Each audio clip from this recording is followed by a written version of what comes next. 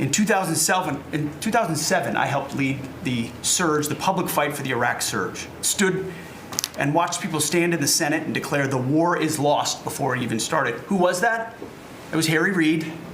That was the Democrats and the media working hand in glove. Back then, it was 3 years into a war. Now we're 3 weeks into an operation. But see, unlike Iraq, this isn't a tie. This is not parody. This is not chaos.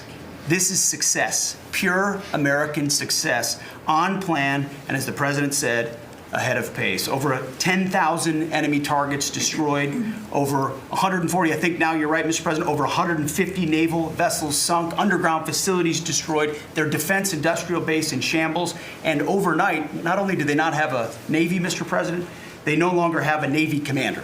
IRGC's Navy commander was killed overnight in operation. So no Navy leader. Now that here's the thing about the media, though. If President Trump had not acted, you'd be screaming, why not? And now that he has taken decisive action, you're asking, well, why did you? It's the same old tired playbook, TDS in your DNA. But the hardworking, God-fearing, patriotic Americans out there know better. And you alluded to this, President Obama, Mr. President. Here's a fact that you don't hear on your networks, but we know. Many of the Iranian military factories and bases that we're systematically destroying were paid for by the pallets of American cash that Barack Obama flew into Tehran under the Iran deal. You might call it an inconvenient truth. Iran took our money and turned it into weapons and bunkers and ammo. And now we're destroying those weapons, and you're righting, Mr. President, that grievous wrong. And make no mistake, we had to act. And our objectives are clear. No nukes, no Navy, and a complete dismantling of their missile program and defense industrial base. And as Marco pointed out, that mission, and the VP as well, has not changed since day one. Yet, 2 days ago, they shot 2 failed missiles on a target 4,000 kilometers away. For years, they told the world that their missiles could only range 2 kilometers. Surprise. Yet again, Iran lied. And to the world, I say London is 4,000 kilometers from Iran. Washington, D.C. is 3,300 kilometers from Venezuela, another country President Trump did something about that partnered for a long time with Iran. So you're telling us that Iran is not a threat to the world or to the U.S. President Trump knows better. And here's what success actually looks like right now. You mentioned it, Mr. President. A-10 Warthogs, if you know them, you love them, and Apache helicopter gunships are flying strike missions inside Iranian airspace and throughout the Strait of Hormuz at will. See, you only send these slow, low-flying, close air support platforms when the enemy has no meaningful air defenses left. Their presence is proof that Iran's air defenses are gone. Their command and control is shattered, their top leaders hiding in underground bunkers, while their mid-level commanders are being crushed in the field, the morale of their fighters plummeting, and we see that disconnect daily. They're privately admitting, as you said, Mr. President, very heavy losses. We know that. President Trump has given us a clear mission. Our capabilities are only going up and Iran's are plummeting. We are here to win, and we're full speed ahead. So, Steve, we appreciate your efforts. We pray for a deal, and we welcome a deal. And we have the ultimate deal maker to make it happen. But in the meantime, as I said yesterday, the Department of War will continue negotiating with bombs. War is negotiation by other means. And finally, I want to thank our incredible troops, our pilots, crews, sailors, refuelers, air defenders, the absolute best of America, the real 1% of our country. This president, President Trump, has your back. And I know this cabinet prays for you every single day, and we ask the American people to do the same as they continue in this mission. God bless. Thank you. Thank you very much. It's great. I think before I ask Scott to say a couple of words, it would be great if people like the mayor of Chicago and the governor of Illinois would say, please come in and stop the crime. A beautiful young lady was killed the other day, and the father was a very good friend of Dan Scavino, and he took it very hard. Dan took it very hard, like the father, friends. They grew up together, and it's a young lady whose life would be saved if we did what we did as an example in Washington, D.C., which is now a safe city. All the time, people come up to me in the building, people that work here, they say, thank you so much. I know immediately what they're talking about. They're able to walk to work. They walk to work. You all walk to work. Some of you were mugged. I know you told me stories. Some of you were mugged. One person in particular was viciously mugged in the group right here. It's not happening anymore. You have a safe city. Louisiana, the governor of Louisiana called me, can you help me with New Orleans? They just had the Mardi Gras. He said it was the safest Mardi Gras we've ever had. Sounds terrible to say. No murders. You know, it sounds like, who would say this? No murders. But they always had murders. They had a lot of crime during Mardi Gras. He said virtually no crime. We had the troops down there. Memphis, Tennessee, I just got back. We were there. Crime is down 75%. In a short period of time, we're there 5 months. We could do that for Chicago. We could do that for New York. We could do that for L.A. And we could do that for, frankly, San Francisco. I know they have a mayor who's trying very hard. He's a Democrat, but he's trying very hard. But we can do it much more effectively because he can't do what we do. He can't take people out from the city and bring them back to the country from where they came, where they were in prisons. They were allowed to go in prisons. There were drug dealers, the highest level drug dealers, murderers, 11,888 murders. We do things that they can't do. I had friends calling me up from San Francisco. Could you give him a chance? I said, absolutely. If you want him, we'll give him a chance. And he's trying. He's doing okay, but we could do much better. We could make it a lot safer than it is. San Francisco, a great city, was a great city, could quickly become a great city again. But, you know, they're going very slowly. I tell my friends, they're very substantial people. They're in a certain business where people have made a lot of money. I hope that lasts. But they have a tremendous potential. It was one of the greatest cities in the world. Now it's got a lot of crime. And the mayor is really trying. Again, a Democrat trying. And I spoke to him. He just wants to have a chance. And I said, we'll give you a chance. But we can solve it very quickly. This young lady would be around today if we were around, because we have nobody coming through our border. I mean, literally for 9 months, it's zero. It's hard to believe that number can be possible because millions of people came in through Biden. But nobody even tries. We don't have the caravans of thousands, 25, 30,000 people pouring into our border. They come up in caravans. We don't have caravans anymore. There's no such thing anymore. There's a name that I think I developed, but somebody developed it, but I think it was me. I thought it was an appropriate name. Thousands of people would come up and just barge into our country, totally unchecked, totally unvetted. And this man came in, Dan, right? And he came in through the ridiculous open border of Biden. If we were there, the election was rigged. What are you going to do?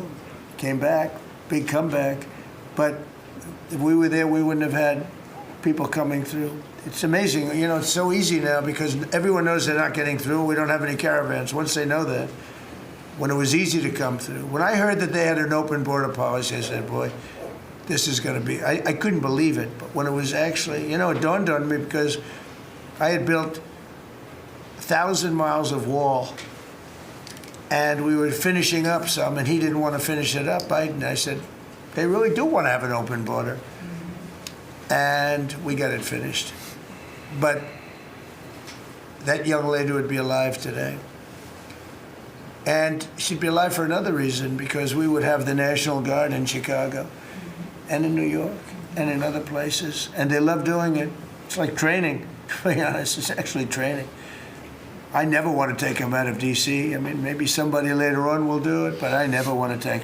You know, the people, they look, they say, we feel so good, we feel so safe. We see these beautiful, strong people, and they're so nice. They help.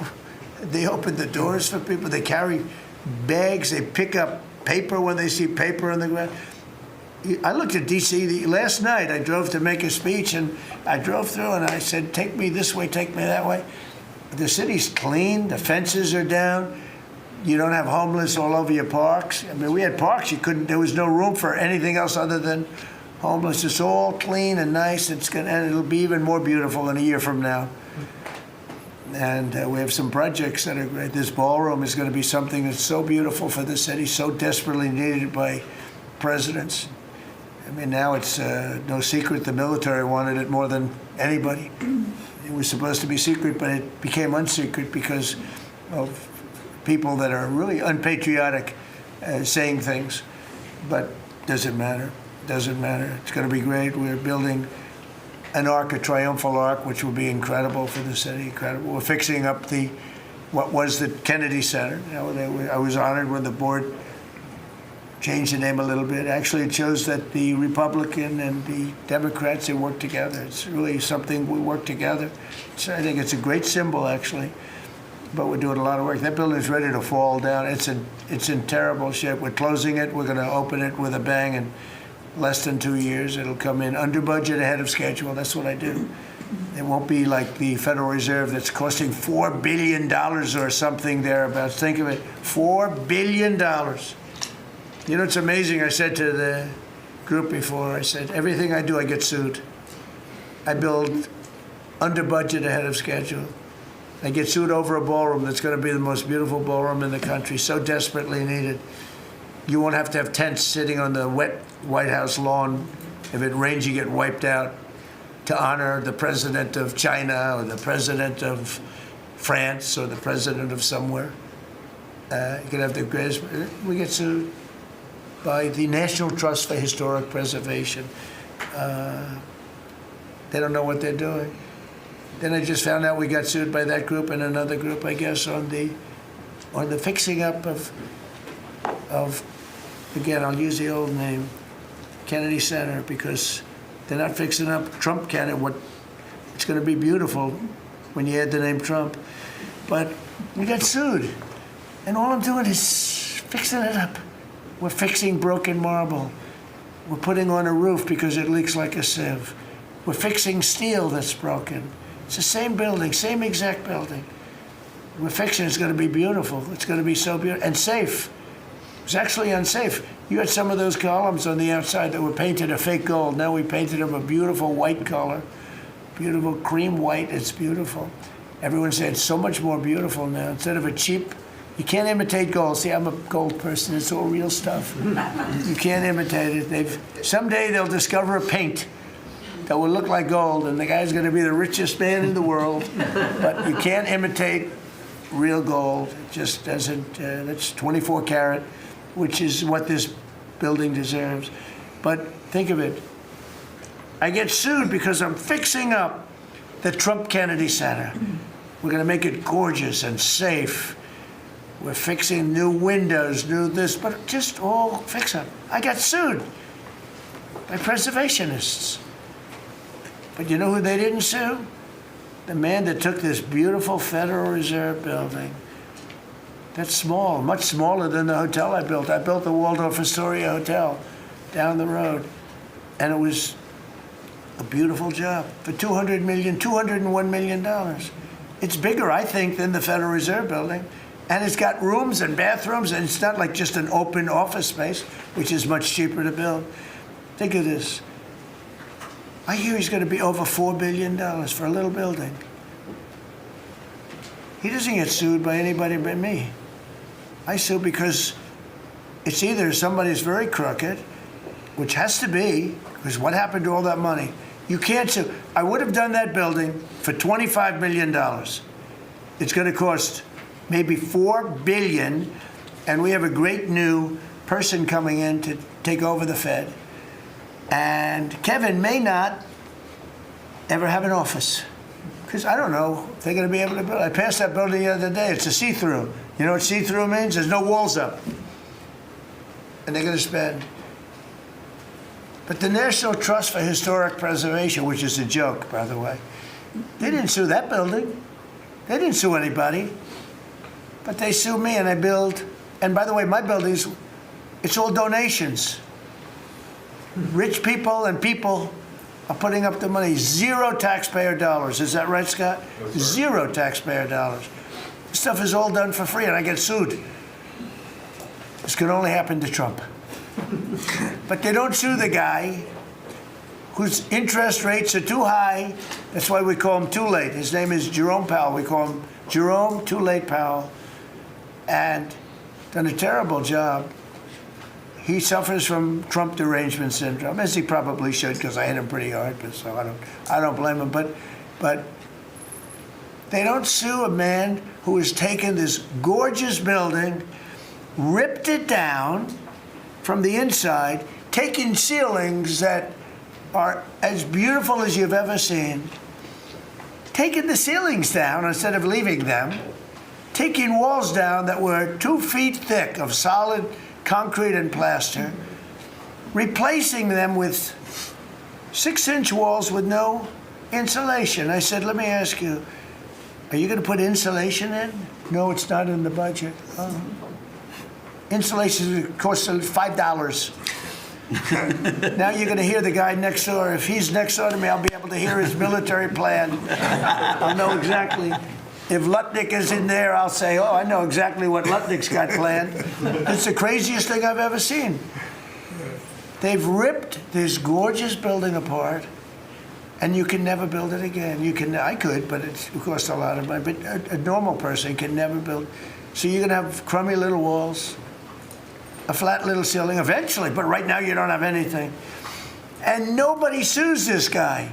And then when Jeanine Pirro, working with Pam and others, has the courage to sue to find out what happened to maybe $4 billion and a building that may never be occupied by Kevin Warsh. He may never get there.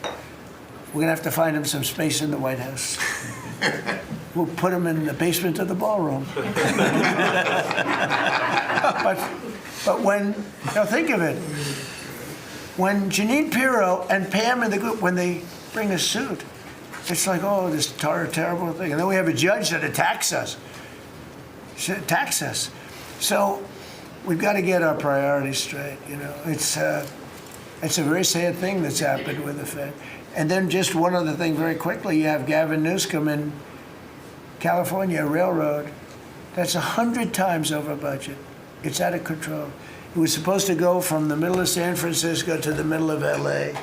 Well, now it stops way short of both. It now goes into areas that nobody ever heard of. It's billions and billions of dollars over budget, years and years, maybe decades late. And that's why we have a country that has a lot of problems, you know. We have incompetent people. It's all people. Think of this, Federal Reserve, I would have had that building done for $25 million. I would have, if I did it, it was up to, somebody else would have done it for more. So maybe 50. But you could have done that building, if it was properly done and planned, you would have done that building for, I would have done it for $25 million, and it would be better. It would be better. See this pen right here? This pen is an interesting example. It's the same thing. So this pen is very inexpensive, but it writes well. I like it. But I can't have the pen the way it was. You know what it is. I don't want to give too much publicity, but they do treat me well, Sharpie. So I came here, they have $1,000 pens. And you know, you hand pens out, you're signing and you hand them out, you're handing them to all these people. Sometimes you have 30, 40 people. And they were $1,000 a piece. Beautiful pen, ballpoint. 1,000, it was gold, silver, gorgeous. But I'm handing out to kids that don't even know what they're doing. What is this, Mommy? It's kids. They're getting a pen for $1,000. They have no idea what it is. And I feel guilty because I'm like, you know, I'm by nature, I don't, you know, it's the government. I love the government like I love myself economically. I want to save money. So I'm saying, this is crazy. And it had another problem. They didn't write well. So I take it out and I saw it and there's no ink. And I got all you people looking and you say, there must be something wrong with Trump. And I'm signing and there's no ink in the pen and it costs $1,000. This one, I called the guy. I said, I'd like to use your pen, but I can't have a gray thing with a big S on it saying Sharpie. As I'm signing a $1 trillion airplane contract to buy brand new fighter jets, brand new B-2 bombers, of which we just ordered plenty, I can't do that with the press. Use your pen, but I like the pen the best, but I'll sign it. I could do like Biden did, you know? Give it to somebody else to sign, or an auto pen, or maybe sign it separately in another room, but I can't use your pen.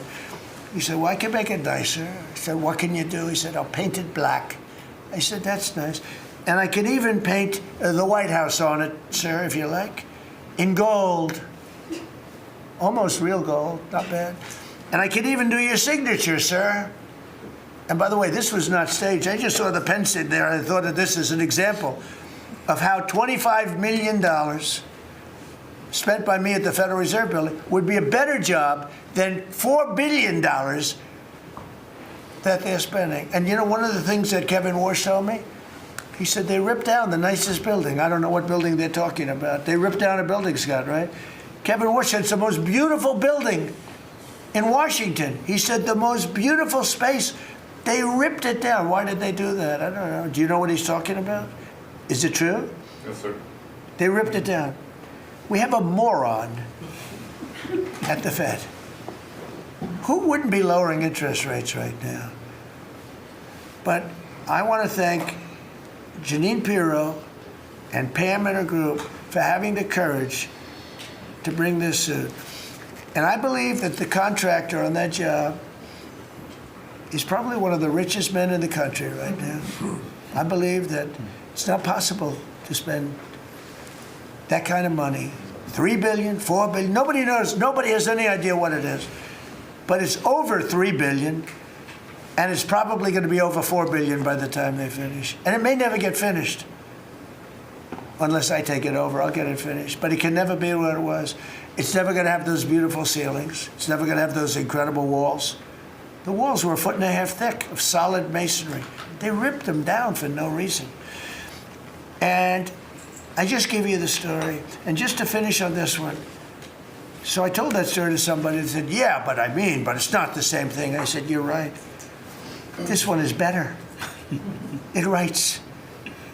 So the guy said to me, you don't have to pay me, sir. I'll give them to you for nothing. I said, no, I don't want that. Let me pay you. I want to pay you. No, sir, you don't have to. You're the President of the United States. He was shocked. The head of Sharpie gets a call. I don't even know who the hell he is. He said, is this really the President? He said, no, you don't have to pay me, sir. This is such an honor. I said, nope, I want to pay you. He said, what would you like to pay? I said, how about $5 a pen? He said, that's all right, whatever the hell we agreed to. Peanuts. As opposed to 1,000. And these were $1,000 pens. And we were giving them out. Sometimes, you know, you were there for signings. I'd have 30, 40 people standing behind me. I'd give out 40 pens to people. Then somebody would say, could I have a couple extra? This way I'd go like this. Here, you want 5? Here, take 5. But the bottom line is, they're better pens. It's a business story. So for $5, could be 0, but for $5, I get a much better pen than for $1,000. And I can hand them out. And actually, they become hot as a pistol. So what can I tell you? With that, could I give it to, please, a man who's done a great job at Treasury, Scott? Good luck, Scott. Well, sir, as always, you're a tough act to follow, but that is very illustrative. Your economic leadership has made our military mission possible. Mr. President, national security, as you always say, is economic security. Your leadership has shown the American people that there is no prosperity without security. That our mighty military on one side, but the U.S. economic strength is fighting off this evil regime. The Iranians believe they are fighting a two-front war. It is the military war that our great warriors are prosecuting, but on the other side, they are trying to take control of the global economy through a choke point that we believe does not exist and that we will overcome. Your historic Operation Epic Fury seized a generational opportunity to demolish a regime that has coordinated over 4 decades of global terror and claimed thousands of American lives. Many people, especially the Democrats, underestimate the will of the American people for short-term volatility for 50 years of safety that we are going to have on the other side of this. And I believe energy prices will be lower, inflation will be lower. Before, we had the appearance of security, which is not real security. Now, the American people and the world will have absolute security. Through your maximum pressure campaign, Treasury has worked to uncover all financial lifelines through the regime and cut them off. You gave that order last March. This was not something that happened overnight. This is something that has been contemplated for almost a year. The Iranian financial system collapsed in December. We have systematically weakened Iran's ability to fund operations and procure weapons, and that required months of preparations. Threats to American national security have no place in the global economic system. The oil market is well supplied. We have taken actions to ensure oil supplies stranded at sea are made available to the global market.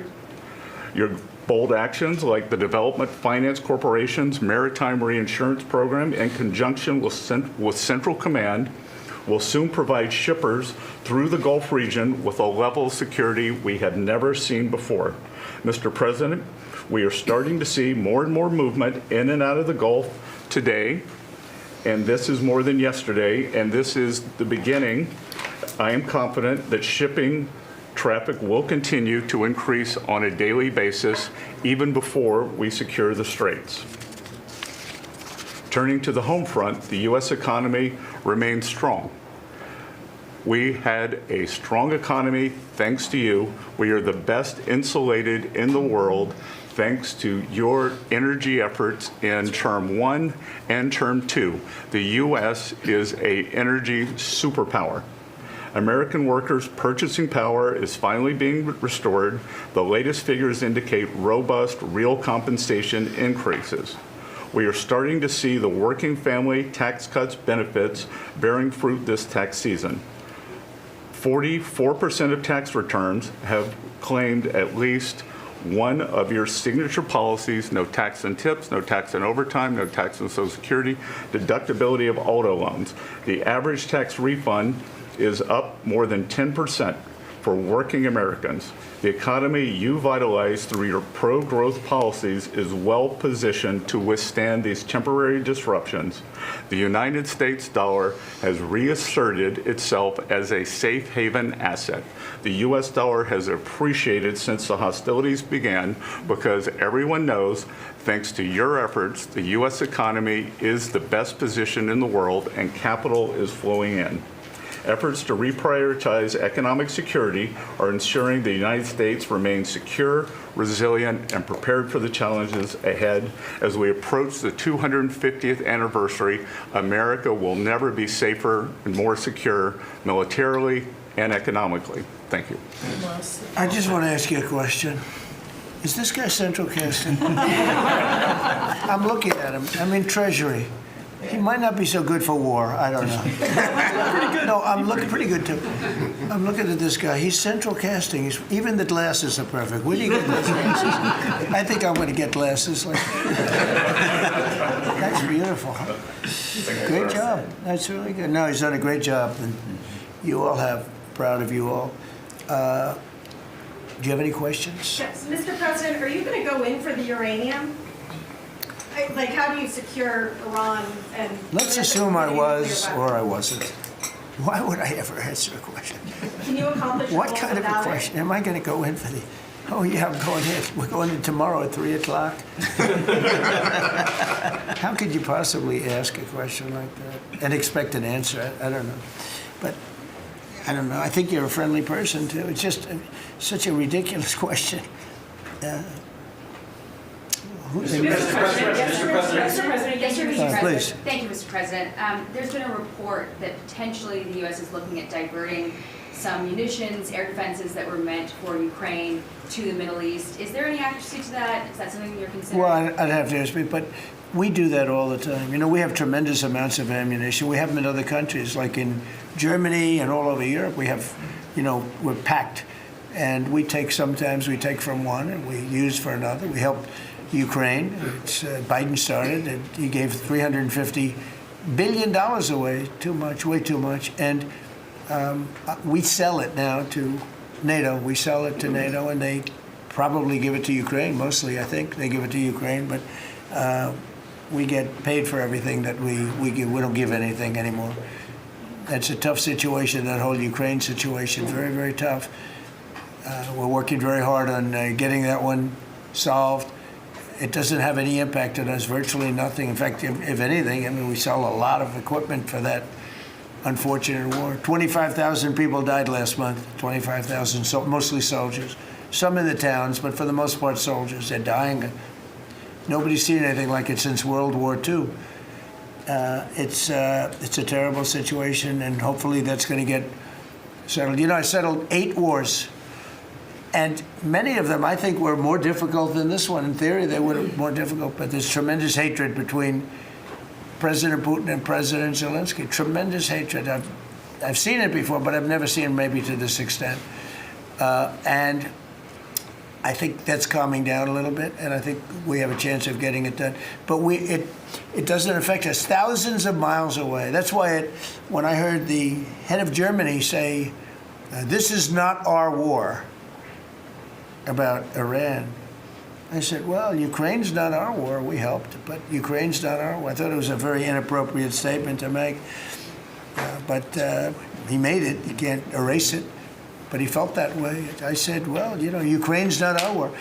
And it's not, but I would like to see all those young people stop being killed. I mean, they're being killed. It's like a slaughterhouse. What's happening there is horrible. 25,000 on average. Last 2 months ago, it was 31,000 people died in 1 month, Marco, right? I said, it's getting crazy. It's getting worse. Think of it, 31,000 soldiers, both Russian and Ukraine, died 2 months ago, 25,000 last month. And if I can solve that, it would be a great honor to do it. I wish it could have gone faster. I solved other ones in 1 day that had been going for 32 years. We stopped one that was starting, it was already started, India and Pakistan, and the Prime Minister of Pakistan, a very fine gentleman, said President Trump solved something that was going to cost 10 million lives. That was going to cost a lot of lives, 2 nuclear nations. And those were complicated, but we got them done quickly. This one is, it's a shame. And the only reason I'm doing it, frankly, is because I want to stop death. I want to stop the death from happening. I think I'm going to go with a man that I've missed, Brian. I haven't seen you in a long time. I miss you. He's been in a very strange location. I don't know. He's had a strange thing happen. But anyway, go ahead, Brian. Well, good to see you too. Actually, good to see the entire cabinet here, Linda. Good to see you too. You talked about gas prices coming down. Yeah. Obviously, they will. But would you ever consider suspending the federal gas tax in order to kind of temporarily alleviate some? Well, some people should do that. As an example, in California, every time prices go down, his prices go up because the gas tax is bigger than the tax itself, bigger than the product itself. It hasn't. I mean, we've thought about it, I guess, but honestly, when I did this, I knew it was going to be a little bit. We had the greatest economy ever. We had the greatest stock market in history. I said, we're going to take a little bit of a hit, a short-term hit. It's going to end up going much higher than it was, in my opinion. I said we're going to have a great stock market. Nobody thought we could get to 50,000 or 7,000 in the respective indices. Nobody thought that was going to happen, but it did in the first year. They said it couldn't happen in 4 years, that you wouldn't hit 50 in 4 years, but you could maybe get close. We hit it in the first year. And I said, this is a good time to solve a problem that you had to solve. And that's what I did. But the gas tax, people have talked about it. It's something we have in our pocket if we think it's necessary. And if I can follow real quickly, you just recently took off, Secretary Duffy, 17,000 truckers off the road that quite frankly could not speak English, which is a safety issue. Yeah. Could we ever extend that to Uber drivers, Lyft drivers, cab drivers, for someone who takes a lot of Ubers? A lot of my drivers can't speak Oh, well, that's not good. I didn't like that. Go ahead, John. So that's a really good point. The problem is that our states are the ones that issue these licenses. So with commercial driver's licenses, we do have some federal control. But again, we have thousands of people who can't speak the language, long-standing rule, and it's a safety issue, right? If you can't understand road signs, if you can't communicate with law enforcement when you're pulled over and communicate what's on your rig, huge problem. But the last administration, Mr. President, they let truck driving schools self-certify that they were qualified to train truck drivers. And so this is like the Leering Center. So you pay $800 and you get a certificate that you passed a CDL driving school. And again, they have no skills. They don't have the knowledge. They don't have the skills. They haven't gone through any of the testing. And then they get licenses, and they're killing Americans on our roads. So it's remarkable, the rot that the last administration allowed to take place. We are ending that, and I need partnership with our states. Even California started to come on board. Even Gavin has started to play ball with us, which is surprising. Not all the way, a little bit of ball. Mr. President, You know, it's interesting because I just saw something that the nursing home business and the daycare centers in particular, they went out and inspected them in Minnesota, and they didn't exist. They're knocking on the door. He happens to be a young man, Nick, nice young man. He's done a very good job. They're knocking on doors. It's like homes. And they're getting hundreds of thousands of that. They didn't exist. And in California, it's worse. It's even worse. And I spoke with Russell Vogt. I said, Russell, don't send them any money. He said, but we have a court order that we have to. Can you believe it? A judge. The judges are really hurting this country. Our judges, Justice Roberts doesn't like when I say it, but the judges are really hurting this country. And frankly, the justices, the Supreme Court, has really hurt our country too. Mr. President, do you have a new deadline, given that there are some talks now? Do you have a new deadline before taking? No, I'll announce it. I mean, right now, you're talking about a deadline for doing some pretty big damage, even bigger than we've done. We'll see. Look, we have very substantial talks going on with respect to Iran, with the right people. You know, I told you about a present, right? Steve, can I reveal the present? You can do anything you want. Thank you. They said to show you the fact that we're real and solid and we're there, we're going to let you have 8 boats of oil, 8 boats, 8 big boats of oil. This was 2 days ago. And they'll sail up tomorrow. That was 3 days ago. And I didn't think much about it. And then I watched the news, and they said, a very good anchor, actually, happened to be Fox. But I watched it, and he said, something's unusual happening. There are 8 boats that are going right up the middle of the Hormuz Strait. 8 big tankers are going loaded up with oil right through. And I said, well, I guess they were right, and they were real. And I think they were Pakistani flagged. Yes.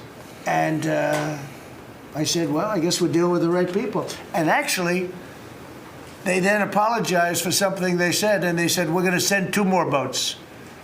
And it ended up being 10 boats. All right, I hope I haven't screwed up your negotiations, but I thought it was appropriate to say, because I did taunt you the other day by saying they're going to give us a present.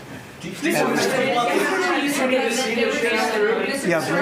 illegal immigrants who were arrested at San Francisco airport for ignoring deportation orders. At the same time, as you highlighted, really great reception from American travelers for ICE agents. Is there a PR aspect of this that can allow future deportations to go on with less protesting, less outrage? Yeah, it's amazing, because by putting ICE there, look, the press was very unfair to ICE. So was everyone else. These are great American patriots. They have a tough job. They have to find murderers and take them out of our country. I wouldn't want to do it. You wouldn't want to do it. Most people wouldn't want to do it. They do it. And, 11,888 murderers. And that's murderers. That's not drug dealers. That's not lots of other things. It's not people from mental institutions. Entire jail populations were released from major countries and let into our country through the open border. And ICE has done an amazing job. I wouldn't want that job. It's a tough job, dangerous job. But so what happens is by putting them at the airport, and I just say, do me a favor, take off your masks. And they did. For that, not for when they're looking for some, cold-blooded killers and they're in the net, but for that. And they did. They took them off. And the passengers, I see the interviews of people, they're saying, these are nice people. One person said, he's a very strong man, but he's a nice guy. He grabbed my bag. He helped the woman with a bag that she couldn't lift. And I'll tell you, I don't want to use the word rehab because there was nothing to rehab, but rehab from the press, because the press is so tough on him. And these crooks in Minnesota, these crooked politicians and dirty cops, they're dirty cops, they're dirty politicians. Waltz is a dirty, crooked politician. The Attorney General is a crooked guy. He's no investigations, and I hope JD's going to do a great job. He's in charge of it now with somebody who's very talented. But I think it's easy stuff. They say $19 billion, think of it, is missing. $19 billion. If we would solve half of the fraud problem, Pam, in this country, we would have more than a balanced budget. We'd have a surplus. And in the case of Minnesota, it's very Somalia-oriented. Think of it. These people come from a crooked country, disgusting country, one of the worst countries in the world. Acknowledged to be one of the worst countries in the world. Some people say it's the worst. They have no money, they have nothing. They come to our country, low IQs, and they rob us blind. Stupid people. And they rob us blind because we have crooked politicians and we have dirty cops. The Attorney General is a dirty cop. It's my opinion. It's only my opinion. And something should be done about him. Let's see what kind of job he Mr. can President, do. yesterday you said that you hate mail-in ballots. Excuse me? Should Iran be able to charge a toll for the Strait of Hormuz? They're charging some vessels to go through. Oh, yeah. Well, should they be able to? I mean, they shouldn't be able to, but they're doing it a little bit. I don't look. Their capability is a lot less than it was 2 weeks ago, and with every week and every day, frankly, it gets less and less. All I can tell you is they're begging to make a deal. So let's see what happens. We may make a deal. Yesterday you said that you hate mail-in ballots. Tell me about mail-in ballots. Go ahead. You mean I used a mail-in ballot? You probably said, yeah, I did. Why did you You know use what? that? Is Because it I'm reliable? president of the United States, and because of the fact that I'm president of the United States, I did a mail-in ballot for elections that took place in Florida, because I felt I should be here instead of being in the beautiful sunshine But you taking. were in Palm Beach, sir, the last few weekends. That's right, and Could you have gone in I person? decided that I was going to vote by mail-in ballot because I couldn't be there, because I had a lot of different things. But we have exceptions for mail-in ballots. You do know that, right? So if you're away, we have an exception. If you're in the military, we have an exception. If you're on a business trip, we have an exception. If you're disabled, we have an exception. And if you're ill, if you're not feeling good, so I was away, mostly in Washington, D.C., so I used a mail-in ballot. But I appreciate the question because I know it was so well-meaning. Mr. Yeah. President, I actually just looked up the company that owns Sharpie, and they stock turned positive after you mentioned it. Question on your end. By the way, they deserve it. Yeah, question on It's a your end. good product. So you gave a 5-day deadline. With oil tankers going through the Strait of Hormuz, is that a condition to move that 5-day deadline? Well, we don't want anything impeded. We want ships to go through. We don't know that they've dropped any mines, by the way, because we blew up all their mine droppers, right? We blew up every one of them. They're going to have to take them out on a rowboat or something. I don't know how the hell they get them out there, but we don't really know. You might speak to it. We don't know. There could be a few of them out there, but that's a lot. If you have $1 billion ship and you get hit by a mine, it's not the greatest thing in the world. So if you think, the problem with that's not like you've decimated a military. If you think there may be a mine, that's a bad thought, and it stops things up. How are we doing in that regard, Peter? Mr. President, you're right. We have so heavily degraded their coastal defense capabilities and their naval capabilities, that any strategic or operational attempts to do those types of things are extremely limited. And we continue to move over the top of that. Now, whether Iran makes a wise choice or not to try to execute that is part of how this deal comes together. But with every passing day, the military pressure that we're putting on them lessens their ability to really hold that militarily at issue. I mean, the problem with the issue of the Hormuz Straits is this: we've decimated them as a military. No Air Force, no Navy, very few rockets left. We blew up so many. Hard to manufacture them. Same thing with drones. The leadership is gone. The problem with the Straits is this: let's say we do a great job. We say we got 99%. 1% is unacceptable, because 1% is a missile going into the hull of a ship that costs $1 billion, right? So 1% is we can't. If we do a 99% decimation, that's no good.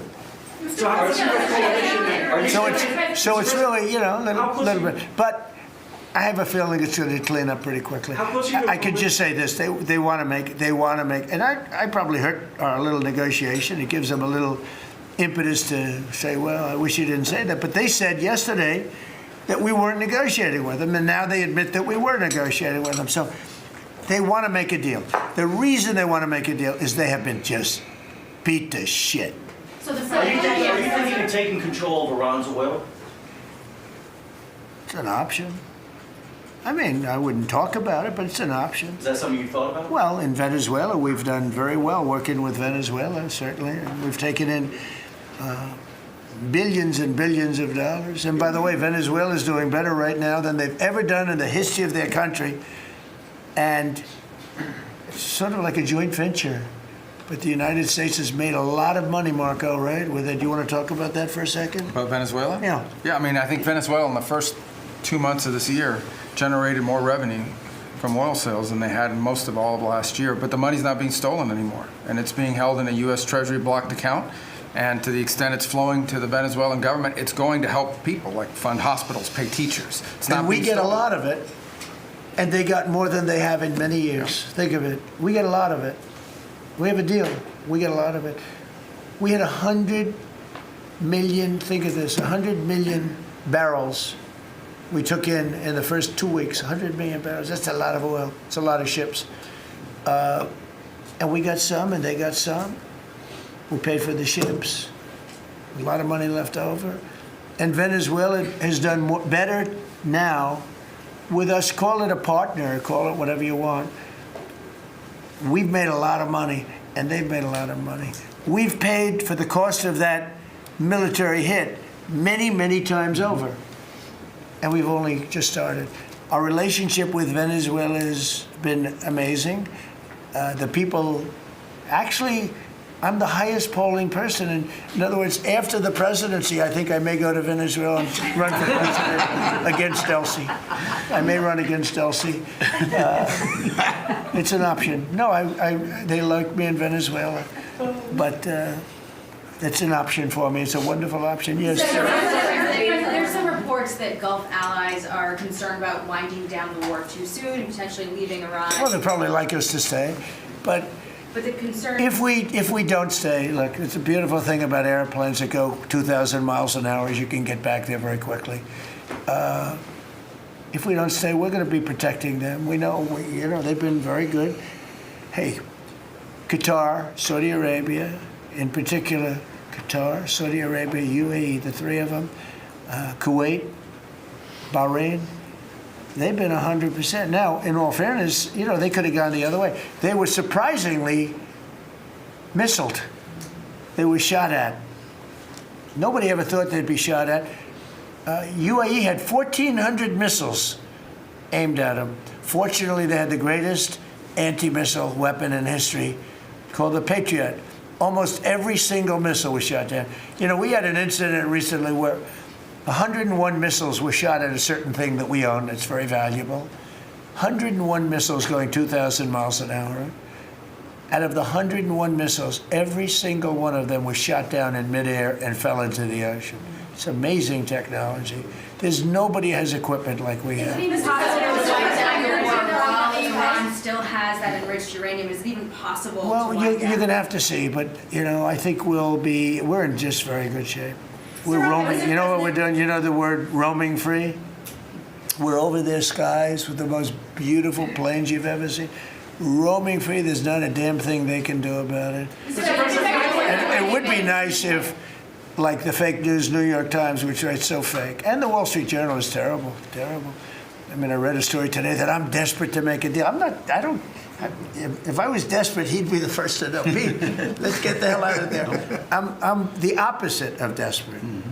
I don't care.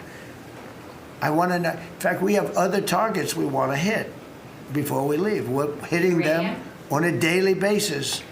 No, I don't talk about you. I can't talk about specifics. A lot of people say that wouldn't matter. Maybe it does matter. Who knows? But I wouldn't talk. It's like the question this young lady asked. Sorry about I embarrassed her. I don't want to embarrass you because I think I think she's a friendly reporter, so I'm sorry. But I can't say what we're going to do because if I did, I wouldn't be sitting here for long. They'd probably, what is it called, the 25th Amendment? They'd institute the 25th Amendment, which they didn't do with Biden, which is shocking. The hard question is really safe enough to leave the region because Steve said that they've got enough uranium to make 11 bombs. That's a very scary thing. So well, it's again, I can't talk to you about that. Okay. You're asking me a question. You're essentially saying, will I go in and do something? I can't talk to you about that. You're looking at a coalition of ships to help, warships to help protect tankers. How close are you to getting that coalition? Well, we have a coalition for them, but they should have been up here a long time ago. And they're affected. The amazing thing is we don't need the Hormuz Strait. We don't need it. We don't need it at all. We have so much oil.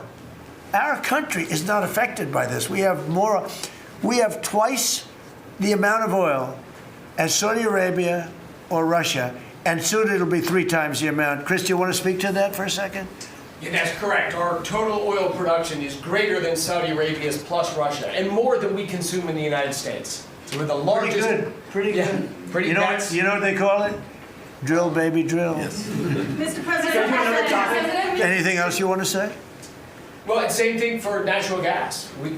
We went, before your first term, we were the largest exporter of natural gas in the world. Today, we're just by far the largest.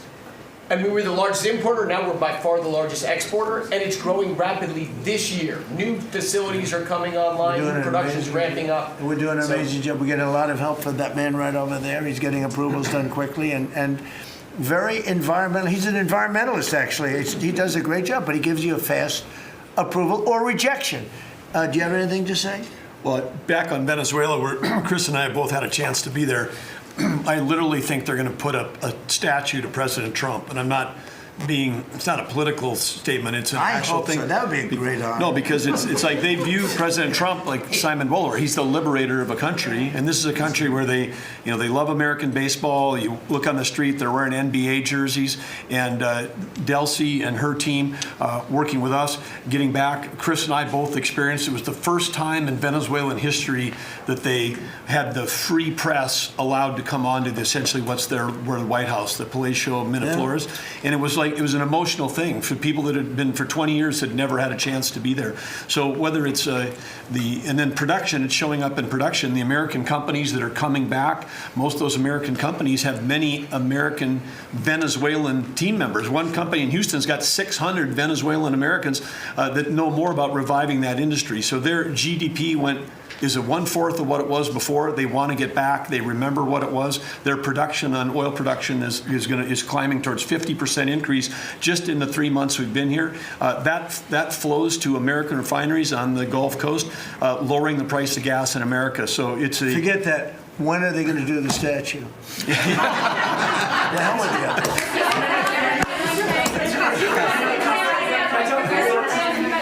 Thank you.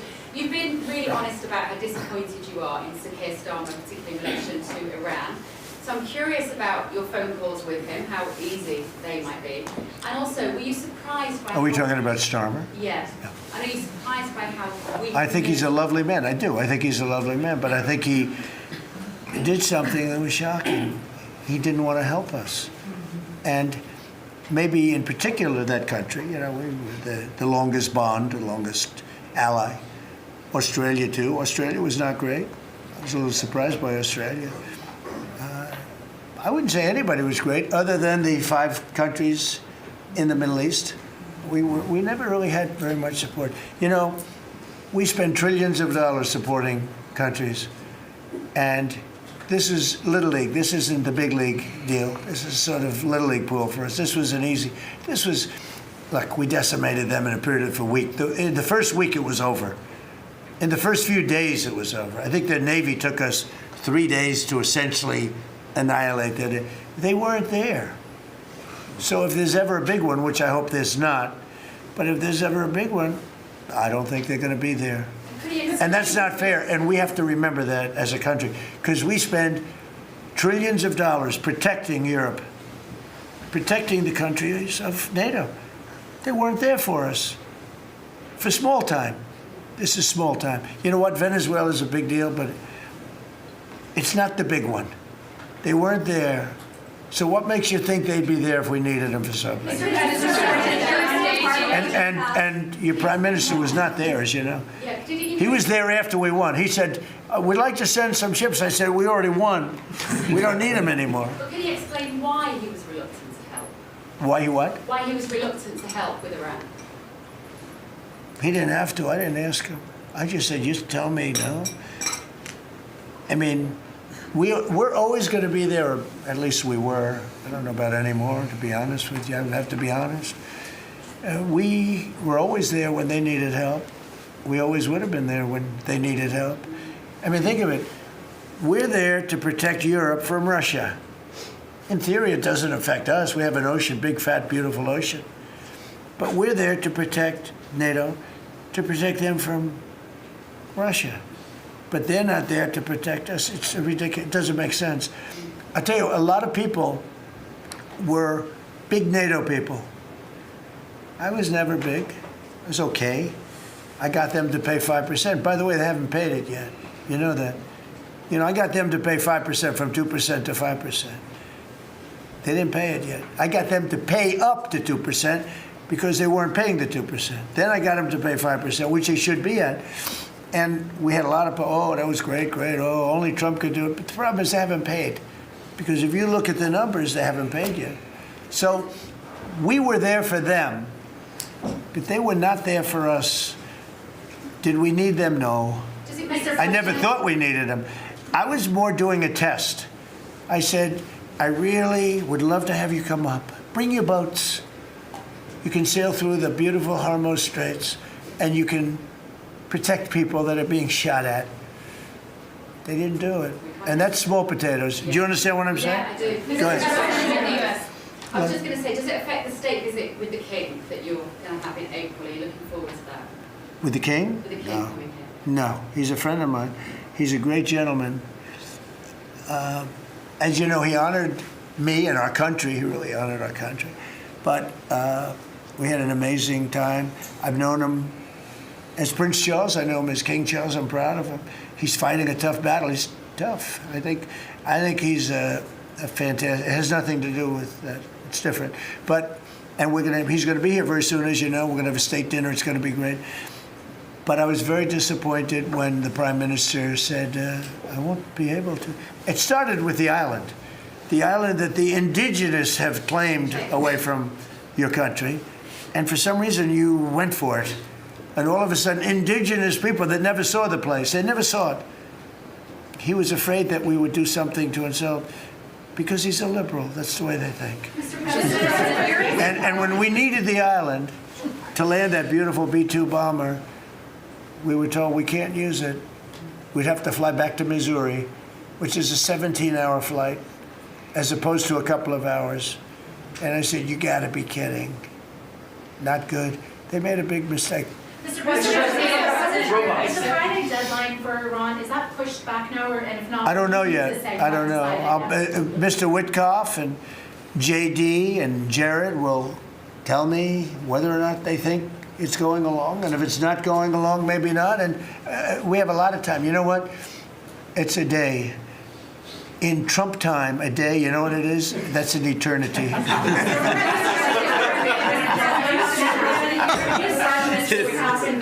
Say it, what? European Parliament just passed a major deportation plan. Some of the tenets of it are that member states can deport rejected asylum seekers to third countries regardless of whether they have a connection to it.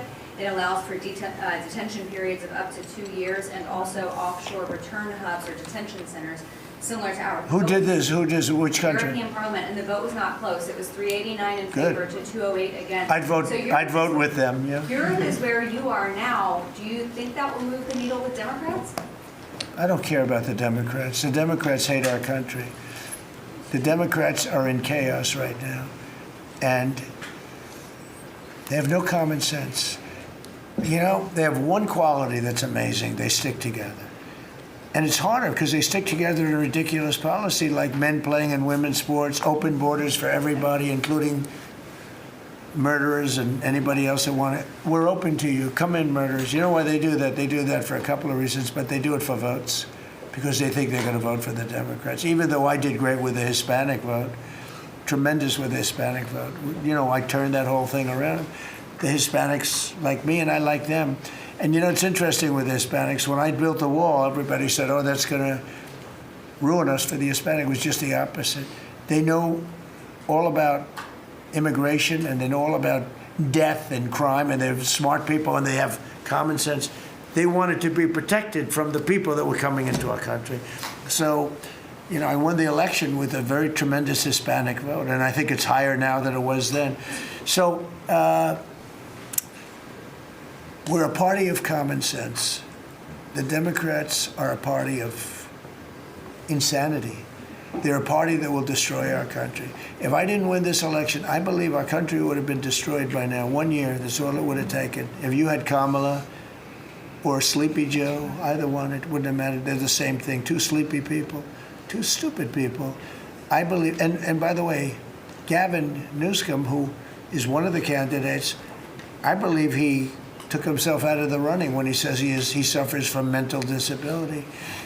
And a reporter said it was terrible that I talked that way about somebody with mental disability. I said, I have no problem with it, but I don't want a person with mental disability to be my president. I mean, you don't want to have a person with mental disability being your president. And Gavin Newsom said that he can't read a speech. He can't do almost anything.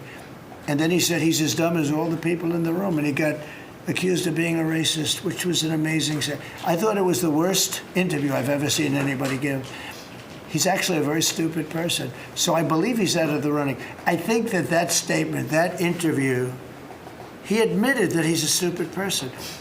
I don't want a stupid person being president. You know, I'll say it right now. I say it because no press never reports it. I'm the only president that ever took a cognitive test. I took it 3 times. It's actually a very hard test for a lot of people. It wasn't hard for me, but it's a cognitive test. It starts off with an easy question, and by the time you get to the middle, it gets tougher. By the time you get to the end, very few people can answer those questions. They get very tough, mathematical equations and things. I took it 3 times. I aced it all 3 times in front of numerous doctors that I have no idea who they are. And I was told when I went in, they said, Doc Ronnie told me this. My current doctors were fantastic doctors. They said, well, if you take it, you know, it's Walter Reed. It's essentially a public hospital. And if you do badly, it's probably going to get out. But I aced it. I got them all right. And one doctor said, I've never seen anybody get them all right. I've been doing the test for 20 years. I want people, I would love to see anybody that's a president or a vice president or anybody that has any chance of being a president, I would like to see them take a cognitive test, because we had a man in this office that had no clue what was happening. And let me give you a little secret. He wasn't a smart man 30 years ago. And I'll tell you about President Obama. He wasn't a smart man either. I know all about him. He wasn't a smart man, highly overrated. He was a great divider. And our country can't go through that anymore, can't go through. We have done an amazing job. I had to do a little stopover. I call it an excursion. I had to do a little stopover in Iran, and we had to knock the hell out of them because our country would not have been safe. The world wouldn't have been safe. I've done a great favor for the world. The world has not been reciprocal, because when I told NATO, where we give billions and billions of dollars, trillions over the years. I said, do you mind coming up and giving us a little hand with the streets? Send up some. They didn't want to get involved. And I believe that's going to cost them dearly. Thank you very much, everybody. Thank you. Thank you very much. Thank you, Mr. President. Thank you, guys. Keep moving. Thank you. Thanks. Keep moving, guys. Hitting Iran's military capabilities at a level that few people have ever seen before. People never knew there was such a capability. We have the strongest military anywhere in the world by far. I built it during my first administration, and I used it during my second administration. Unfortunately, because I'd rather not have to use it. But it's a display of force and precision and skill like nothing the world has really witnessed, although you got a pretty good witnessing of it in Venezuela also. And that was a smaller version of what we're doing now. We're crushing their missiles and drone stockpiles, destroying their defense industrial base. We've wiped out their Navy completely, their Air Force completely. We've wiped out a large percentage of their missiles. And the missile launchers, without the launchers, the missiles don't do any good. And we've knocked out probably close to 90% of the launchers, probably more than 90% of the missiles themselves. Between some they fired and more than they fired, we knocked out. We've also destroyed a lot of the factories. We're continuing to do that, but a lot of the factories where they manufacture the drones and the missiles. The drones, too, are way down, but the reason they're down is they go one way and they don't come back, because for the most part, we're shooting them down. But we also are able to, we've really done tremendous damage to the places where they make them. And just so we set the record straight, because I've been watching the Wall Street Journal's fake news and all these stories that get printed like, oh, I want to make a deal. They are begging to make a deal, not me. They're begging to make a deal. And anybody that saw what was happening over there would understand why they want to make a deal. But they say, oh, we're not talking to them. Anybody would know that. And only a total fool. And they're not fools. They're very smart, actually, in a certain way. And they're great negotiators. I say they're lousy fighters, but they're great negotiators. They are begging to work out a deal. I don't know if we'll be able to do that. I don't know if we're willing to do that. They should have done that 4 weeks ago. They should have done it 2 years ago. Or they should have done it when we first came into office, because 2 years ago they had free reign under Biden. Sleepy Joe, worst president in the history of our country. What he allowed to happen to our country at the borders, and even with a thing like this. But not just him. Every president for 47 years, every president should have done this. They should have done it a long time ago, because you cannot give lunatics a nuclear weapon, and they would have had a big one. It stopped really when we did the B-2, but even before that, the Barack Hussein Obama, what he did where he gave them the Iran nuclear deal, gave them free will toward a nuclear weapon. Basically, he chose Iran over Israel and others that didn't want him to do it. But I terminated that deal. Had I not terminated that deal, you would have had a nuclear weapon years ago, and it would have been used, guaranteed. And one of the reasons you know about the guarantee is because their neighbors were sort of like bystanders. They weren't involved very much. They didn't choose heavy sides. They didn't want to, because people were concerned with Iran. There was a big black cloud over the Middle East. They were concerned, but all of a sudden the war starts, and they start shooting at these five, in particular, 5 countries. They start shooting at Qatar, Saudi Arabia, UAE, Kuwait, Oman. They start shooting at them, and everybody was shocked, including us. You know why? Because they're sick, and they had a plan to take over the Middle East. And some of those missiles that were shot at them were locked long before we even started this process. They were locked and loaded and aimed at those countries. They wanted to take over the Middle East, but we happened to come along, so it wasn't so easy. So right now their Navy is sunk in the largest elimination of a foreign Navy that has taken place, maybe ever, but certainly since World War II. Their Air Force is gone. Their anti-aircraft and communications capabilities are totally dismantled. And one of the problems they do have when they deal with us is we deal with people and the people aren't able to communicate with anybody else. So, because all of their leadership has been gone. The first level is gone, and they met to pick a new level, and they're gone. They're all gone because they didn't make a deal and because they're sick people. They're really sick. They're really sinister, sick people. And if anybody thinks it was okay to have a group of people like this to have nuclear capability, nuclear weapons, and if we didn't attack with the B-2 bombers, they would have had a nuclear weapon within 2 weeks of that, maybe 4 weeks. But between 2 and 4 weeks, they were planning to have a nuclear weapon. If we didn't hit them at that time with the B-2 bombers, and one of the great air raids in history, maybe the greatest, dark at night, no moon, no light, every single bomb hit its mark and just obliterated that place. So it's now buried deep under earth. And it was an amazing thing, but they would have a nuclear, and they would have used it without question. And you know that because why did they shoot all these countries that weren't even really involved with them? They weren't involved. They had no big problems because they're sick, because they want to take over the Middle East, not just Israel. Certainly Israel would have been the first on their list. They would have used nuclear weapons, a nuclear, you don't need too many of them. But they would have used a nuclear weapon on Israel, and they would have used it on the neighbors. And then they would have come after us. And if we had a weak president, they would have done great damage. But fortunately, you don't have a weak president. I knew what was happening. And I think we've been proven right. They took one missile, went 2,500 miles. They supposedly didn't have a missile like that. They had no missile with that capability.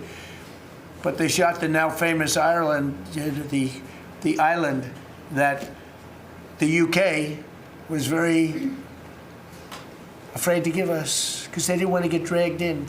But we don't want to get dragged into their wars either. It's one thing we're very disappointed, I'll say it publicly, we're very disappointed with NATO because NATO has done absolutely nothing. And I've always said, 25 years ago, I was somebody that wasn't a politician, but I was always involved in politics and I understood politics. I said 25 years ago that NATO's a paper tiger, but more importantly, that we'll come to their rescue, but they will never come to ours. And I want you to remember that we said this. They didn't come to our rescue. Now they all want to help. When they're annihilated, the other side is annihilated, they said, we'd love to send ships. They actually made a statement, a couple of them, that we want to get involved when the war's over. No, it's supposed to get involved when the war's beginning, or even before it begins. We had the UK say that we'll send, this is 3 weeks ago, we'll send our aircraft carriers, which aren't the best aircraft carriers, by the way. They're toys compared to what we have. But we'll send our aircraft carrier when the war is over. I said, oh, that's wonderful. Thank you very much. Don't bother. We don't need it. And we don't need it, and we don't need them. We estimated it would take approximately 4 to 6 weeks to achieve our mission, and we're way ahead of schedule. If you look at what we've done in terms of the destruction of that country, we're way ahead. Think of it, they have no Navy, and they had good ships. 154 ships have been shot down and are resting very nicely at the bottom of the sea. And we did that in a matter of less than a week. Because we have the greatest military in the world by far, nobody even close. So we estimated it would take approximately 4 to 6 weeks to achieve our mission. 26 days in, we're extremely, really a lot ahead of schedule. The Iranian regime is now admitting to itself that they have been decisively defeated. They're saying to people, this is a disaster. They know it. That's why they're talking to us. They wouldn't talk otherwise. But they're talking to us because they've got a disaster in their hands. They're defeated. They can't make a comeback. We're free to roam over their cities and towns and destroy all of their crazy nuclear weapons and missiles and drones that they're building, and we're doing that. They now have a chance to make a deal, but that's up to them. And they'll tell you, we're not negotiating. We will not negotiate. Of course they're negotiating. They've been obliterated. Who wouldn't negotiate? They are begging to make a deal. We'll see if we can make the right deal. And if they make the right deal, then the strait will open up. Hormuz Strait will open up.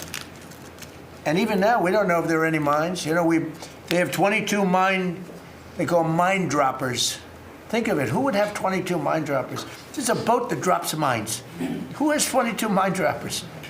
Except for people with very evil intention. So every one of those mine droppers has been struck with the same weapon we used to stop drugs from coming into the United States of America. When we hit those boats, it's the exact same weapon, extremely effective. We have unlimited supplies and extremely effective. But they have no more mine droppers. By the way, speaking of drugs, we're 98% down drugs coming in by water, by the ocean, by the sea. 98%. And we're trying to find out who are the 2% because we think they're the bravest men anywhere in the world. Maybe women. But whoever's on those boats is very brave or doesn't watch television. But where drugs coming in by sea, coming in by water, are 98% down. And now we'll stop the drugs coming in by land. The land is the easy one. You had to stop the water. A lot of it came in through the water. Now it's all pinched. And these people are trying to come in by land. And we will, that's the easy one. But we had to take care of the water first. Nobody's coming in. Virtually nothing is coming in anymore. It was hundreds of millions of dollars a week were coming in by water. But they now have the chance, that is Iran, to permanently abandon their nuclear ambitions and to chart a new path forward. We'll see if they want to do it. If they don't, we're their worst nightmare. In the meantime, we'll just keep blowing them away, unimpeded, unstopped. Well, there's not a thing they can do about it. They can't do anything about it, you know? I tell you, if they could, you'd be hearing about it.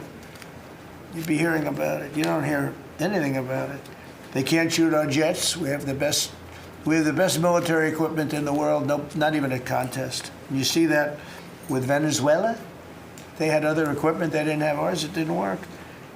Didn't work. Think of it, we did the situation in Venezuela. It was a great military operation, getting a very, very dangerous man who's killed a lot of people, forced people into our country. Incredible. He emptied his prisons in Venezuela, emptied his prisons into our country, and I hope that charge will be brought at some point, because that was a big charge that hasn't been brought yet. It should be brought. He emptied his prisons into our country and was a major purveyor of drugs coming into our country. And he's now been captured and he'll, I guess be given a fair trial. But I would imagine there are other trials coming because they've really sued him just in a fraction of the kind of things that he's done. Other cases are going to be brought, as you probably know. In the meantime, with Iran, we're going to keep doing what we've been doing, and nobody's a match for the United States, but they're not a match for the United States. It's small potatoes. That's why I'm so disappointed in NATO, because this was a test for NATO. This was a test. You can help us. You don't have to, but if you don't have, if you don't do that, we're going to remember. Just remember this in a number of months from now. Remember my statements. They have an expression, a great expression, never forget. You can never forget. So as we end threats to America abroad, we're focused here at home on building the greatest economy in the history of the world. Now, before this started, the Dow hit 50,000. The S&P hit 7,000. Both of those achievements were not achievable. Every one of you, most of you, I guess, said you'll never hit 50,000 during a 4-year period because it was too high a number. Well, we hit it in our first year. And I said, well, now we have to take an excursion to Iran and we have to stop this maniac who's no longer with us. The supreme leader wasn't so supreme, no longer with us. It's very sad. But we have to stop him from blowing up the world, blowing up the Middle East, and blowing up our country, and we did that. And frankly, I thought the oil prices would go up more, and I thought the stock market would go down more. Hasn't been nearly as severe as I thought. I think they have confidence in maybe the American president and maybe the people sitting around this table. But Americans filing their taxes this year are receiving record-setting refunds. It's been a very big story. Well, it should be a big story. I don't think you read about it that much, but I speak about it. You know, I speak about it because if I speak about it, at least people hear. You don't write about it. You don't write about the drug prices going down. It'll be going down 30, 40, 50, 60%, 70%. Favored nations, called most favored nations, we're going to be paying the lowest price anywhere in the world. Before we paid the highest price in the world, Bobby, right? And now we're going to pay the lowest price in the world. That's quite a difference.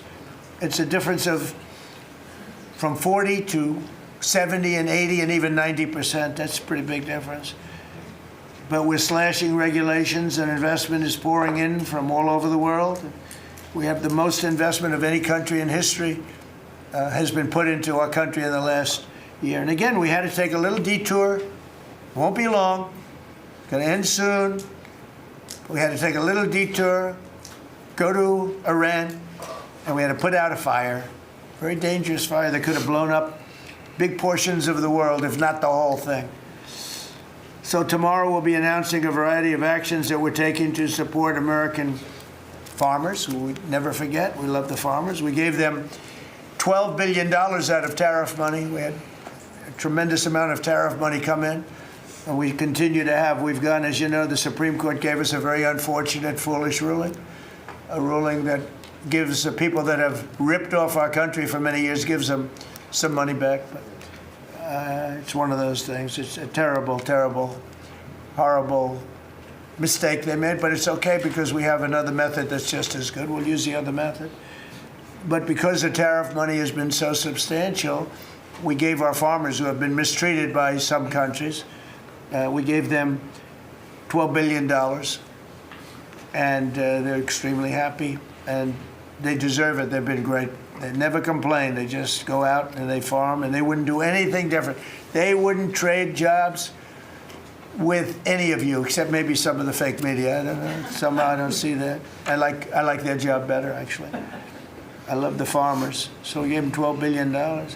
So in just a few moments, Treasury Secretary Scott Bessent will discuss the actions that we're taking to address energy prices, which have not gone up as much as I thought, Scott, to be honest with you. And, you know, it's not over, so maybe it'll go up a little bit more. It's all going to come back down to where it was and probably lower. And my predictions have been right. Trump was right about everything. They have a new hat. Trump was right about everything. It's pretty right. But Scott's going to address that. And I think before we go very much further, I want to ask Vice President J.D. Vance to say a few words about where we are with the situation he's involved with Steve and with Jared on negotiations. And then some of the others will speak. We'll have Marco say a few words. Pete Hegseth, who was born for this role. I mean, he's doing a great job. They gave him a hard time.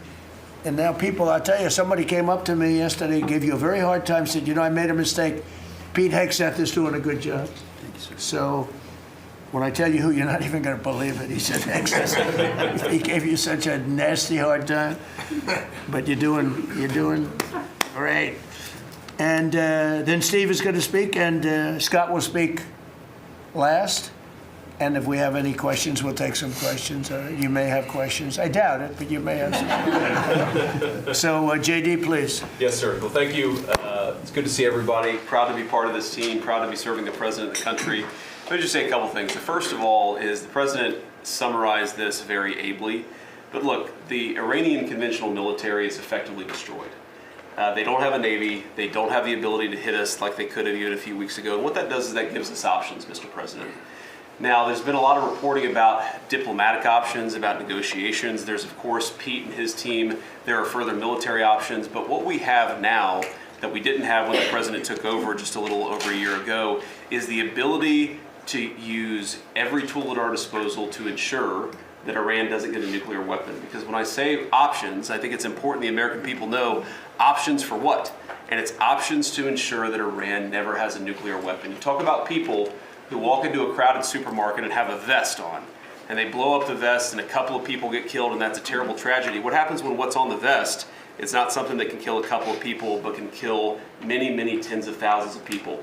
That is the most important American national security objective that exists for any administration at any time, is you don't want the worst people in the world to have a nuclear weapon. That's why the president is doing this. That's why the president cares so much about this particular issue. I'll let Steve talk a little bit about the details of the negotiation, but the last thing I'll say before I turn it over to Marco is I'm very mindful, of course, that we have a lot of folks overseas fighting very ably for the United States of America. I know Pete and the whole team, we're very proud of them, but they're fighting at a time where we are about to enter as Christians the most important week of the Christian calendar, the Holy Week that celebrates the return of Jesus Christ to Jerusalem. And so I want to say to all of my fellow American Christians, but particularly those serving in the Gulf, that I wish you all a very blessed Easter, a very blessed Holy Week, and we continue to stand behind you and continue to support you every step of the way. Thank you, sir.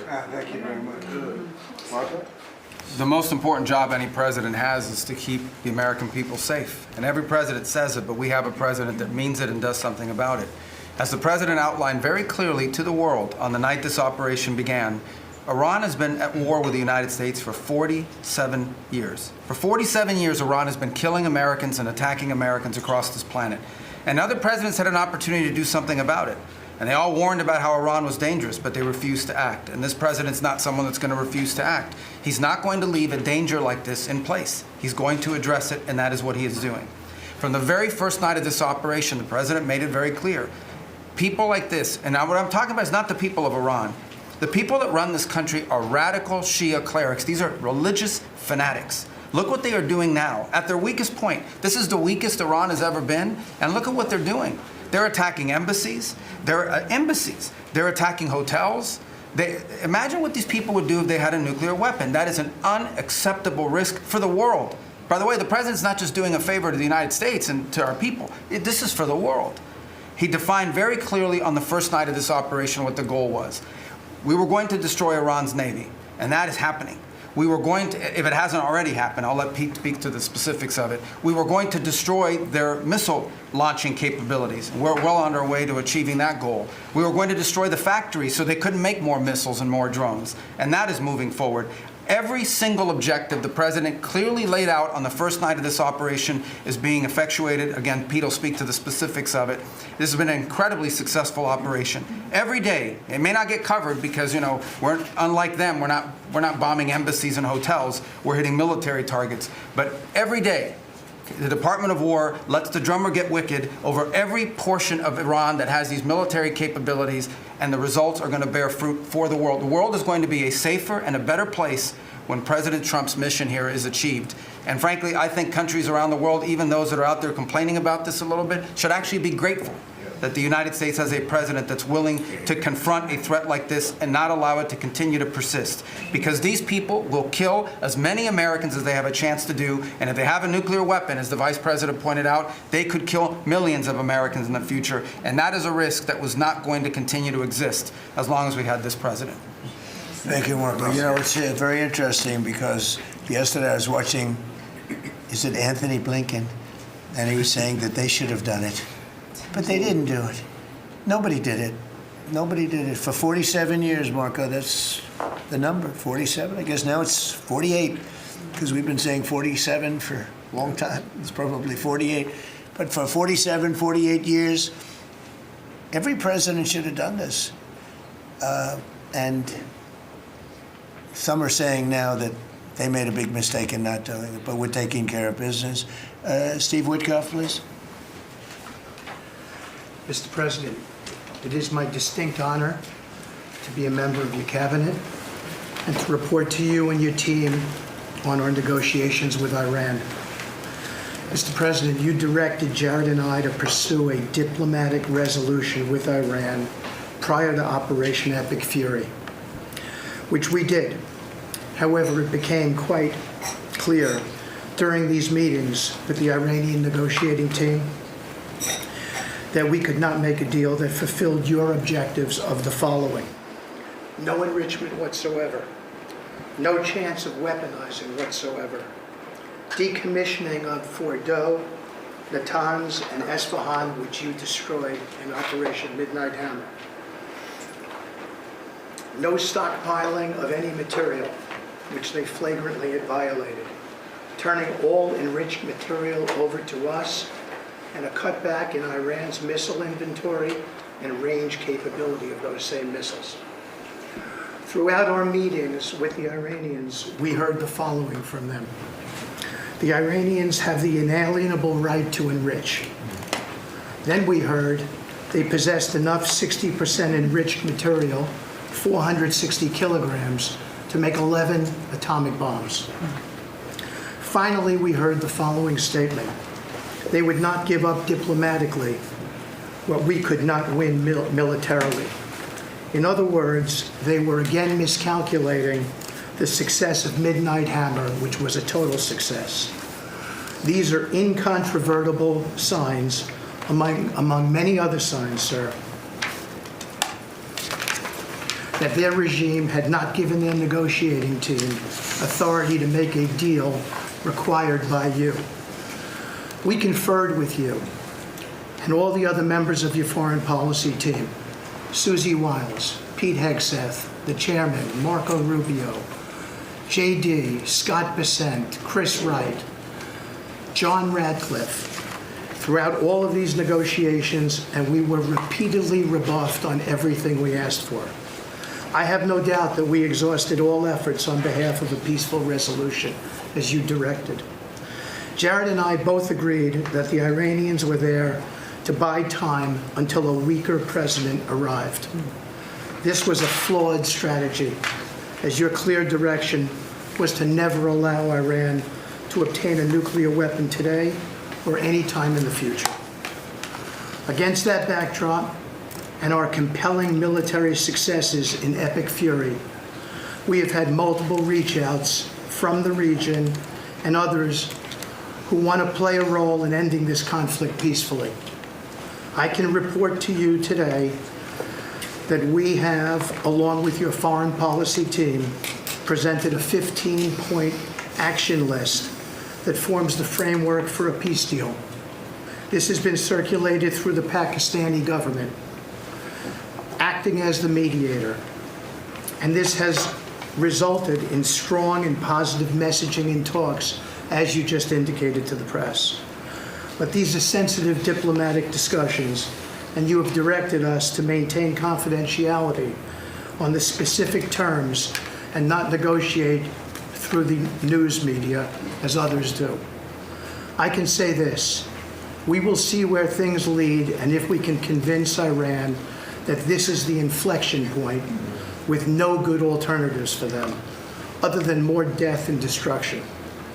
We have strong signs that this is a possibility, and if a deal happens, it will be great for the country of Iran, for the entire region, and the world at large.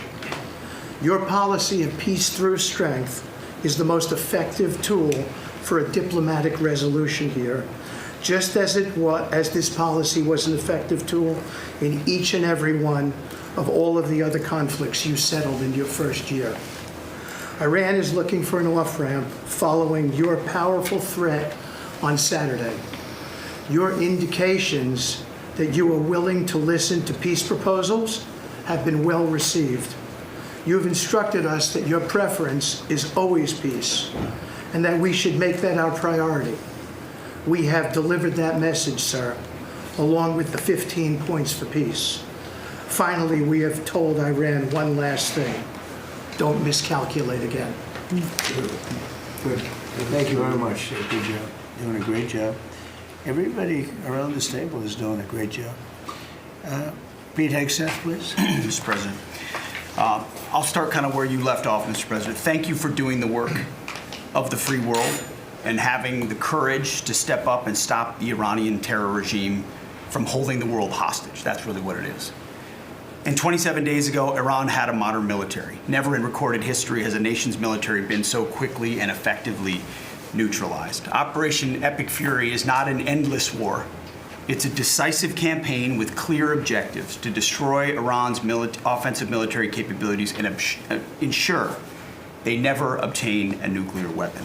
This is stuff for the history books. This is stuff for legacy.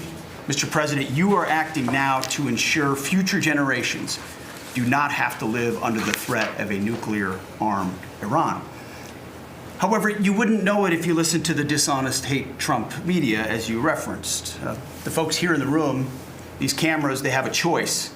You're either informing the American people of the truth or you're not. Because I hear it from my people every day. Behind every headline you write, there's a helicopter crew in the air. And behind every news banner you write, there's a battalion on the move. And behind every fake news story, there's an F-35 pilot executing a dangerous mission. My message to the media is get it right. This actually isn't something new to me. I may be a young guy, Mr. President, but I'm not a rookie in this realm. In 2007, I helped lead the surge, the public fight for the Iraq surge. Stood and watched people stand in the Senate and declare the war is lost before it even started. Who was that? It was Harry Reid.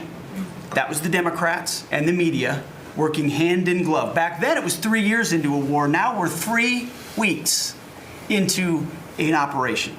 But see, unlike Iraq, this isn't a tie. This is not parody. This is not chaos. This is success, pure American success, on plan, and as the president said, ahead of pace. Over 10,000 enemy targets destroyed, over 140, I think now you're right, Mr. President, over 150 naval vessels sunk, underground facilities destroyed, their defense industrial base in shambles, and overnight, not only do they not have a Navy, Mr. President, they no longer have a Navy commander. IRGC's Navy commander was killed overnight in operation. So no Navy leader.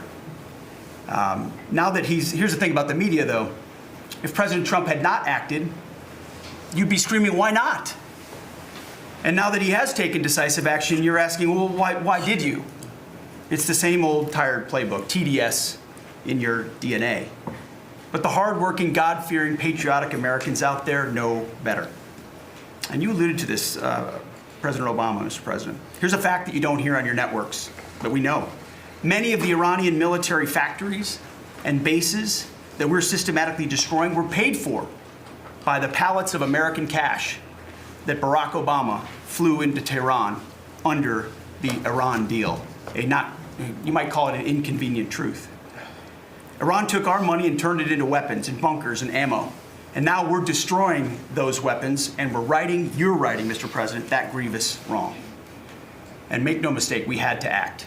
And our objectives are clear. No nukes, no Navy, and a complete dismantling of their missile program and defense industrial base.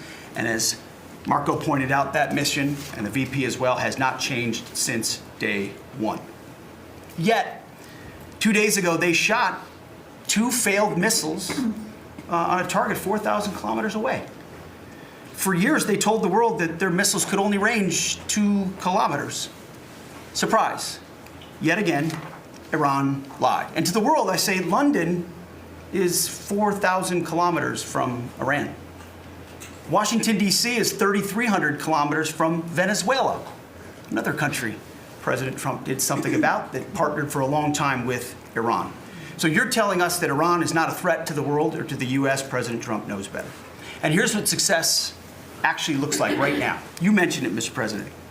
A-10 Warthogs, if you know them, you love them, and Apache helicopter gunships are flying strike missions inside Iranian airspace and throughout the Strait of Hormuz at will. See, you only send these slow, low-flying, close air support platforms when the enemy has no meaningful air defenses left. Their presence is proof that Iran's air defenses are gone. Their command and control is shattered, their top leaders hiding in underground bunkers, while their mid-level commanders are being crushed in the field, the morale of their fighters plummeting, and we see that disconnect daily. They're privately admitting, as you said, Mr. President, very heavy losses. We know that. President Trump has given us a clear mission. Our capabilities are only going up and Iran's are plummeting. We are here to win, and we're full speed ahead. So, Steve, we appreciate your efforts. We pray for a deal and we welcome a deal, and we have the ultimate deal maker to make it happen. But in the meantime, as I said yesterday, the Department of War will continue negotiating with bombs. War is negotiation by other means. And finally, I want to thank our incredible troops.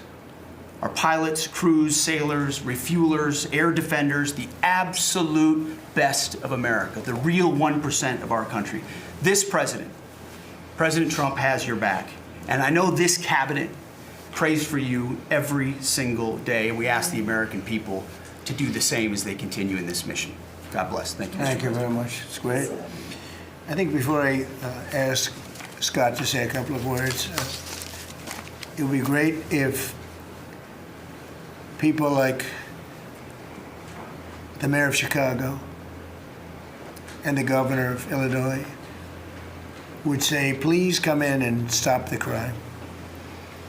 A beautiful young lady was killed the other day, and the father was a very good friend of Dan Scavino. And he took it very hard. Dan took it very hard, like the father, friends. They grew up together.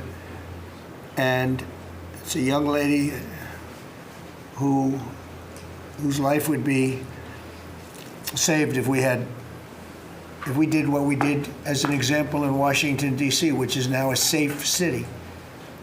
All the time, people come up to me in the building, people that work here, they say, thank you so much. I know immediately what they're talking about. They're able to walk to work. They walk to work. You all walk to work. Some of you were mugged. I know you told me stories. Some of you were mugged. One person in particular was viciously mugged in the group right here. It's not happening anymore. You have a safe city.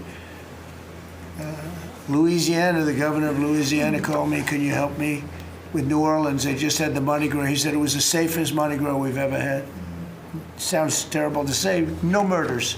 You know, it sounds like, who would say this? No murders. But they always had murders. They had a lot of crime during Mardi Gras. He said virtually no crime. We had the troops down there. Memphis, Tennessee, I just got back. We were there. Crime is down 75%. In a short period of time, we're there 5 months. We could do that for Chicago. We could do that for New York. We could do that for L.A. And we could do that for, frankly, San Francisco. I know they have a mayor who's trying very hard. He's a Democrat, but he's trying very hard. But we can do it much more effectively because he can't do what we do.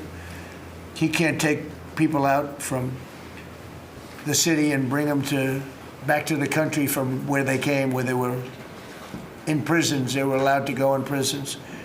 There were drug dealers, the highest level drug dealers, murderers, 11,888 murders. We do things that they can't do. I had friends calling me up from San Francisco. Could you give him a chance? I said, absolutely. If you want him, we'll give him a chance. He's trying. He's doing okay, but we could do much better.